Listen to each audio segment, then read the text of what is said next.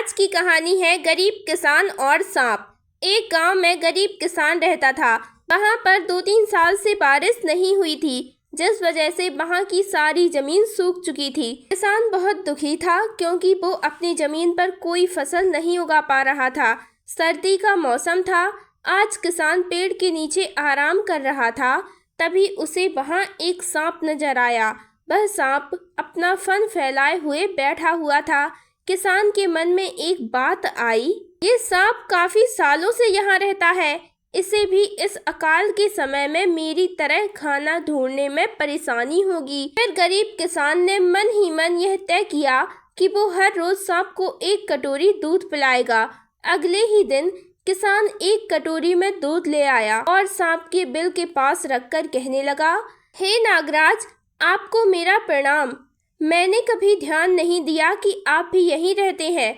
सूखे की वजह से मैं तो परेशान हूँ और मुझे लगता है आपको भी परेशानी हो रही होगी, इसलिए अब से मैं रोज आपको एक कटोरी दूध पिलाया करूँगा।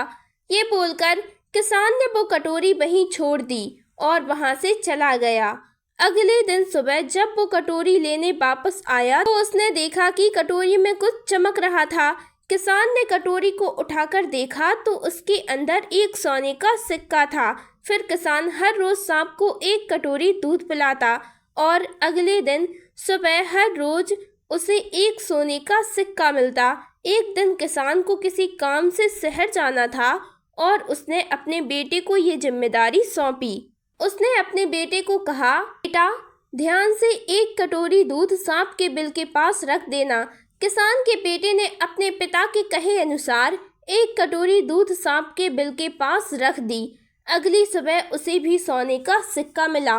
उसके बेटे ने सोचा कि यह सांप तो बड़ा कंजूस है, जरूर उसके पास बहुत सारे सोने के सिक्के होंगे, लेकिन यह तो हर रोज बस एक ही सिक्का देता है। अगर मैं इसे मार दूं तो मैं इसके सारे सोने के सिक्के ले लूंगा। अगली शाम जब लड़का दूध देने के लिए गया तो उसने सांप को देखते ही उस पर छड़ी से वार किया, मगर सांप भी सतर्क था। उसे छड़ी तो लगी पर उसने किसान के बेटे को भी डस लिया। सांप का विष बहुत ही जहरीला था। देखते ही देखते किसान के बेटे की मौत हो गई और जख्मी सांप अपने बिल में वापस चला गया। जब किसान वापस लौटकर आया तो उसे अपने बेटे की मृत्यु के बारे में पता चला। साथ ही वह बहुत दुखी और क्रोधित होकर सांप के बिल के पास उसे मारने पहुंचा। तभी उसने सांप को देखा, सांप को भी काफी चोट आई है। उसे देखते ही वह समझ गया कि उसके बेटे ने सांप पर हमला किया होगा।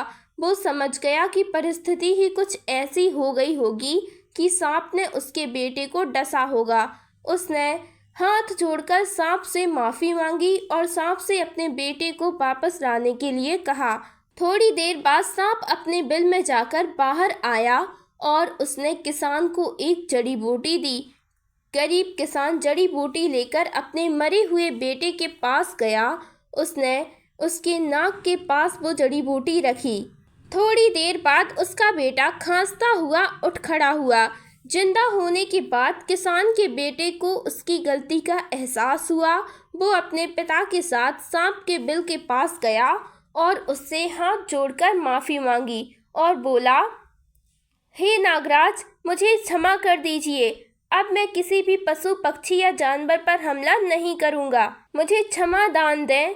सांप ने भी खुश होकर अपना सिर हिलाया और वापस अपने बिल में चला गया। इस कहानी से हमें 2 सीख मिलती हैं। पहली ये कि लालच करना बुरी बात है और दूसरी सीख ये है कि हमें निर्दोष जीवों पे हमला नहीं करना चाहिए। हमें उन्हें बिल्कुल भी परेशान नहीं करना चाहिए। तो दोस्तों, ये थी आज की कहानी। कहानी पसंद आई हो तो वीडियो को लाइक करें, चैनल को सब्सक्राइब करें।